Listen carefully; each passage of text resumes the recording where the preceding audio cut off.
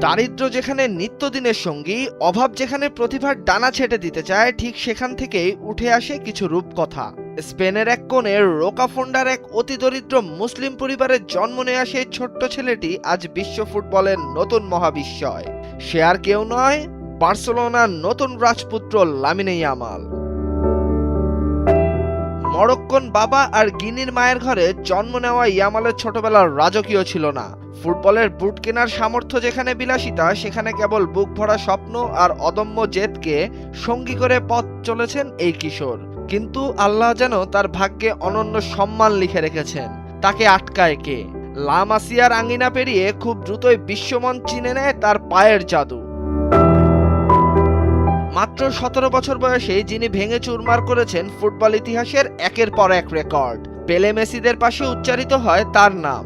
ইউরোপের বড় বড় ডিফেন্ডাররা যখন তাকে থামাতে হিমশিম খায়, তখন ফুটবল প্রেমীরা বিস্ময়ে চেয়ে থাকে। মাঠের সবুজ ঘাসে সে যেন এক অপার্থিব জাদুকর।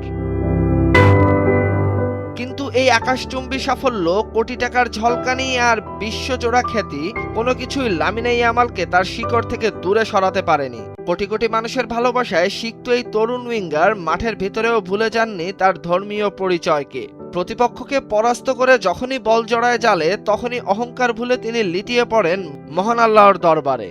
সবুজ ঘাসে তার সেই অবনত সিজদা আর দুই হাত তুলে করা মোনাজাতের দৃশ্য কোটি মুসলিমের হৃদয় জুড়িয়ে দেয়। এই সিজদা কোনো উদযাপন নয়, এ যেন এক পরম কৃতজ্ঞতা প্রকাশ। কোটি তরুণের অনুপ্রেরণা লামিনে ইয়ামাল প্রমাণ করেছেন সাফল্যের চূড়ায় পৌঁছেও কিভাবে নিজের বিশ্বাস আর সংস্কৃতিকে বুকে ধরে রাখা যায়। দারিদ্র্যের অন্ধকার গলি থেকে উঠে এসে তিনি আজ শুধু বার্সেলোনার রাজপুত্রই নন, বরং বিশ্বজুড়ে কোটি মানুষের কাছে এক জীবন্ত অনুপ্রেরণার নাম। তাহসিনুল বাকি ফাহিম, ভোরের কাগজ।